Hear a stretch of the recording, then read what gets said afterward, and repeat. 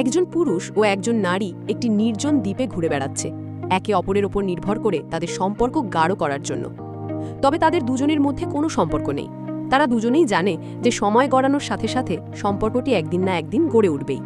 কিন্তু একজন ভদ্রলোক, অন্যজন একজন বিবাহিতা নারী। এমন জিনিস কয়েকদিন স্থায়ী হবার কথা।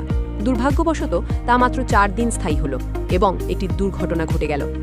শিয়াউদি সমুদ্র থেকে ফিরে এসে দেখল একজন লোক তীরে শুয়ে আছে, আহত, কিন্তু এখনও নড়াচড়া করছে। সে কাছে গিয়ে তাকালো। এটা কি কাইলির স্বামী গ্রিন নয়? সে রাস্তেরেয়ান হয়ে পড়ল। বাঁচাবে নাকি বাঁচাবে না? শেষ পর্যন্ত সে তার বিবেকের কাছে হার মানল এবং গ্রিনকে বাঁচিয়ে নিয়ে গেল। কাইলির স্বামী এখনও জীবিত। সে উত্তেজিত হয়ে এগিয়ে গিয়ে তাকে জড়িয়ে ধরল। শিয়াউদির মন খারাপ হয়ে গেল। সে তাকে বাঁচানোর জন্য অনুতপ্ত বোধ করল। ভারসাম্য নষ্ট হয়ে গেল। একটি নির্জন দ্বীপ, এক দম্পতি, একজন অবিবাহিত পুরুষ।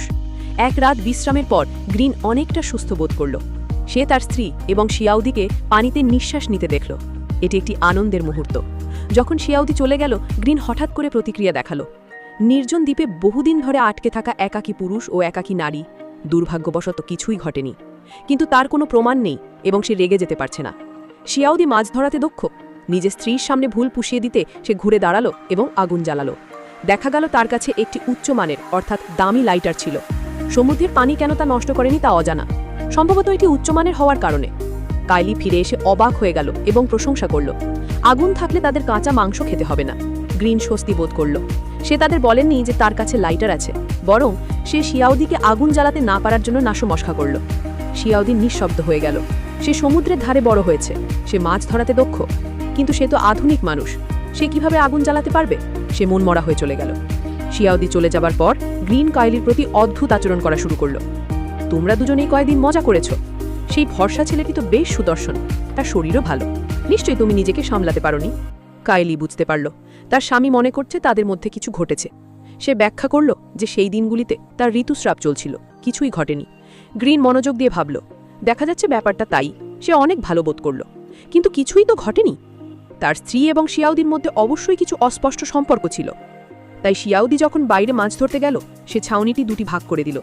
সে এবং কাইলি বড় ছাউনিতে ঘুমালো, শিয়াউদি ছোট ছাউনিতে ঘুমালো। শিয়াউদি প্রচণ্ড রেগে গেল। আমি তোমাকে বাঁটিয়েছি, আমি প্রতিদিন তোমাকে মাছ খাইয়েছি, এখন তুমি আমার ছাউনি দখল করতে চাও? ভেবো না যে টাকা দিয়েই তুমি মহান। এই দ্বীপে টাকার কোনো মূল্য নেই। আজ থেকে আমাকে আর খাবার জোগাড় করতে বলো না। গ্রিন দুর্বলতা দেখাতে সাহস পেল না।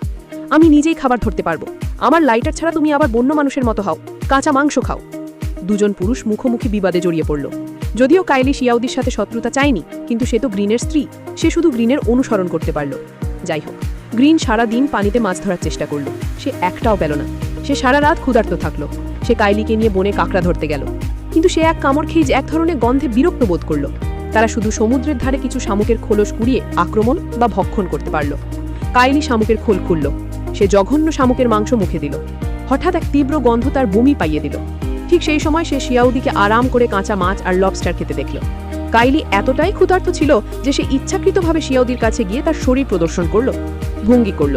শিয়াউদি তার ইঙ্গিত বুঝতে পারল এবং তাকে খেতে আমন্ত্রণ জানালো।